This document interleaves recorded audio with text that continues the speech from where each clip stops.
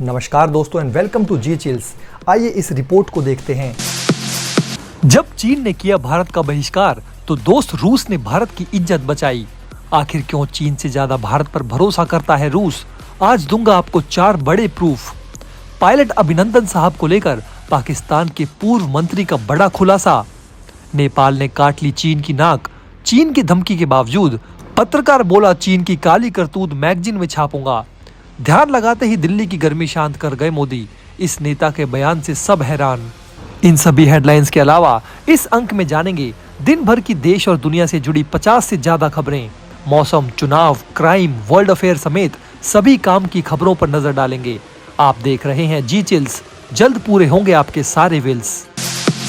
दोस्तों, अगर कोई कहता है कि रूस चीन से ज्यादा भारत को महत्व देता है तो कई लोगों को इस बात पर विश्वास ही नहीं होता।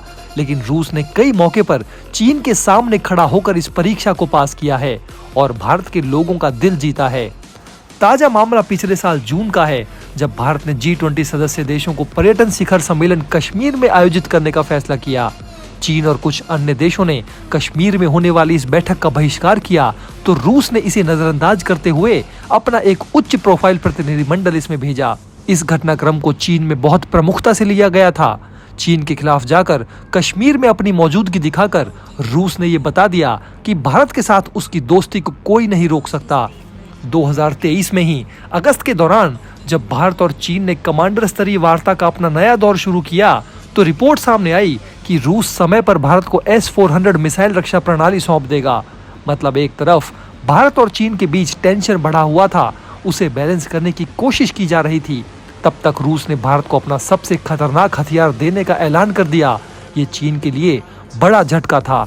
इसे लेकर चीन में सार्वजनिक रूप से विरोध देखा गया। चीनी सोशल मीडिया में रूस के फैसले पर चीन रूस की मित्रता पर सवाल उठाए जाने लगे। इसके अलावा भी रूस द्वारा भारत को चौथी पीढ़ी के टैंक की पेशकश हो या फिर SCO में भारत को शामिल करना, चीन में रूस के इरादों पर अक्सर सवाल उठाए जाते हैं। लेकिन रूस को इससे कोई फर्क नहीं पड़ता। वो खुलेआम भारत का समर्थन करता आया है। दिलचस्प बात यह है कि रूस और चीन के बीच बड़े संबंधों के पीछे अमेरिका और पश्चिम की चुनौतियां वजह हैं, जबकि भारत और रूस के बीच संबंधों में कोई सीमा नहीं है, कोई नफरत नहीं है और कोई शिकायत नहीं है। भारत और रूस की दोस्ती में कोई टर्म्स एंड कंडीशंस नहीं है। हमारी दोस्ती से किसी को कोई नुकसान नहीं होता। इस कारण हमारी दोस्ती आगे भी कई दशकों और सदियों तक चलने की उम्मीद है। चीन समझता है कि अगर बीजिंग के हस्तक्षेप से रूस भारत संबंध वास्तव में खराब होते हैं तो भारत अमेरिका या अन्य पश्चिमी देशों से और अधिक हथियार खरीदेगा। चीन के लिए इससे ज्यादा हानिकारक और क्या हो सकता है? आखिरकार चीन अपने 2 सबसे बड़े विरोधियों भारत और अमेरिका को एक साथ नहीं देखना चाहेगा। चीन को पता है कि अकेले अमेरिका उसके लिए उतना बड़ा खतरा नहीं है जितना वो भारत के साथ आने पर बनेगा। आप ये समझिए कि चीन भारत से क्यों डरता है। अगर चीन भारत को नाराज करेगा तो ऐसे में रूस भी चीन से खफा हो सकता है। फिर चीन या तो रूस को खो सकता है या फिर भारत को पश्चिमी खेमे में जाने का जोखिम उठा सकता है, जो उसके लिए ज्यादा खतरनाक हो सकता है। चलते हैं अब दूसरी खबर पर। तो दोस्तों, भारतीय पायलट अभिनंदन साहब को वापस भारत लाने के संदर्भ में पाकिस्तान के पूर्व मंत्री फवाद चौधरी ने अमेरिका का नाम लेकर फिर से एक बड़ा खुलासा किया है। पाकिस्तान के पूर्व केंद्रीय मंत्री फवाद चौधरी ने एक बड़ा खुलासा किया है। उन्होंने दावा किया कि भारतीय पायलट अभिनंदन की गिरफ्तारी के बाद अमेरिका के तत्कालीन राष्ट्रपति डोनाल्ड ट्रंप ने पाकिस्तान के प्रधानमंत्री इमरान खान को फोन किया था। इस दौरान ट्रंप ने अभिनंदन को तत्काल रिहा करने और भारत वापस भेजकर तनाव खत्म करने को कहा था। 2019 में भारतीय और पाकिस्तानी वायुसेना ने डॉग फाइट में एक दूसरे के फाइटर जेट को गिरा दिया था। भारतीय पायलट अभिनंदन का विमान पाकिस्तानी क्षेत्र में क्रैश हुआ था, जिसके बाद उन्हें हिरासत में ले लिया गया था। बाद में पाकिस्तान ने 48 घंटे के भीतर अभिनंदन को रिहा कर दिया था। इसे भारत की बड़ी कामयाबी माना गया था। पाकिस्तान के लिए एक शर्मनाक खबर सामने आ रही है दोस्तों। विश्व आर्थिक मंच ने यात्रा और पर्यटन को लेकर 2024 की अपनी लिस्ट जारी की है। पाकिस्तान 119 देशों की लिस्ट में 109वें स्थान पर है। इस लिस्ट में भारत के पड़ोसी देश नेपाल और बांग्लादेश की रैंकिंग 105 और 109 है। इंडेक्स में भारत की रैंकिंग 39 और श्रीलंका 76वें स्थान पर है। अब दोस्तों, उत्तर कोरिया के बारे में एक बेहद खतरनाक खुलासा हुआ है कि वो बेहद भयानक और भारी मात्रा में खतरनाक हथियार निर्माण कर रहा है। कई लोगों का मानना है कि उत्तर कोरिया रूस और चीन के लिए हथियार मैन्युफैक्चरिंग सेंटर बन गया है। यूएनएससी में अमेरिका जापान ने उत्तर कोरिया के असफल रॉकेट लॉन्च की निंदा की है, लेकिन बचाव में चीन और रूस उतर गए हैं। नेपाल से चीन के लिए नाक कटाने वाली खबर सामने आई है। चीन के डिप्लोमेट ने नेपाली पत्रकार को धमकाया। पत्रकार ने कहा था कि चीन 2% ब्याज पर कर्ज देकर 5% वसूल रहा है। राजदूत ने कहा, माफी मांगो। चीन के राजदूत ने पत्रकार गजेंद्र से माफी मांगने को कहा। इस पर गजेंद्र ने जवाब दिया कि मुझे धमकाओ मत और अपनी हद में रहो, मेरे पास सबूत हैं और मैं इन्हें अपनी मैगजीन में जरूर छापूंगा। बाइडेन ने यूक्रेन को रूस पर हमले के लिए दिया ग्रीन सिग्नल। रूस ने परमाणु हमले की चेतावनी दी है। रूस ने कहा कि इस बार वो झांसा नहीं दे रहा है। रिमोट कंट्रोल से चलने वाले पीएम को ऐसी बातें शोभा नहीं देती। मनमोहन सिंह को नड्डा का जवाब। दरअसल हाल ही में पूर्व पीएम मनमोहन सिंह ने कहा था कि मोदी जी झूठ बोलते हैं और पीएम पद की गरिमा को गिराया है। पीएम मोदी की साधना ने सूर्य देव को शांत कर दिया। भीषण गर्मी में चलने लगी हवा। गोरखपुर में बोले रवि किशन।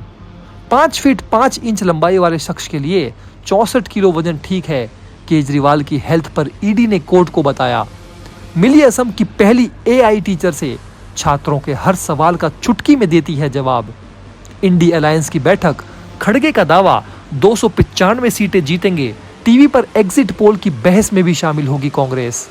आईएमडी के अनुसार बिहार में 13 से 15 जून तो उत्तर प्रदेश में 15 से 22 जून के बीच मॉनसून दस्तक दे सकता है। 16 महीने बाद लौटी गौतम अडानी की बादशाहत। फिर बने एशिया में सबसे अमीर, मुकेश अंबानी को पछाड़ा। भारत के साथ सहयोग को और मजबूत करेंगे, नई दिल्ली को दोस्त बता बोले फिलीपींस राष्ट्रपति। व्हीलचेयर में मतदान करने पहुंचे तेजस्वी यादव। भीषण गर्मी में लाइन में खड़े होकर रवि किशन ने डाला वोट। कपिल सिब्बल ने पोस्टल बैलेट के नियमों पर उठाए सवाल। उनका कहना है कि नए बदलाव से वोटों में धांधली आसान हो जाएगी।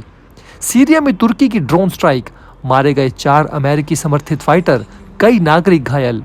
सबसे पहला एग्जिट पोल 1936 में अमेरिका में कराया गया था।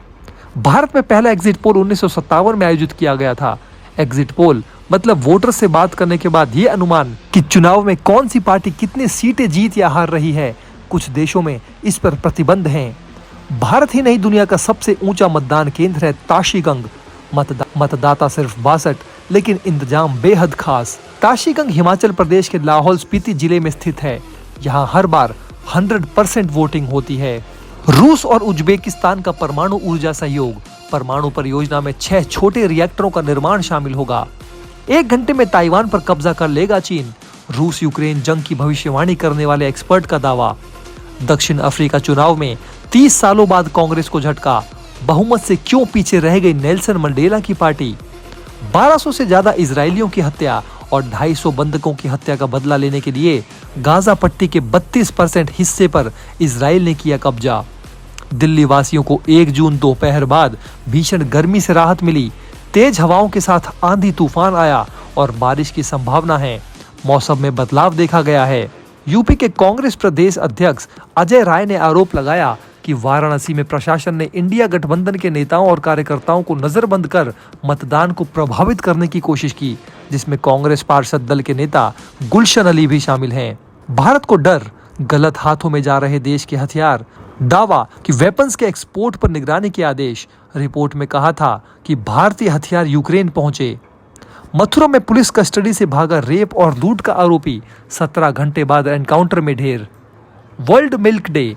भारत दुनिया का सबसे बड़ा दूध उत्पादक, लेकिन प्रति पशु उत्पादन यूरोप अमेरिका से 6 गुना तक कम। अफगानिस्तान में नाव पलटने से बड़ा हादसा, पानी में डूबने से 20 लोगों की मौत। तो दोस्तों, इस वीडियो में फिलहाल इतना ही। कल फिर शाम 9 बजे मिलेंगे दिन भर की खबरों के साथ। धन्यवाद। इस विश्लेषण पर आप अपनी राय हमें नीचे कमेंट बॉक्स में लिखकर जरूर बताएं। उम्मीद करते हैं कि आप हमारे इस वीडियो पर कम से कम 200 लाइक देंगे। ऐसे ही ज़्यादा महत्वपूर्ण जानकारी के लिए आप हमारे चैनल जी चिल्स पर भी विजिट कीजिए। धन्यवाद।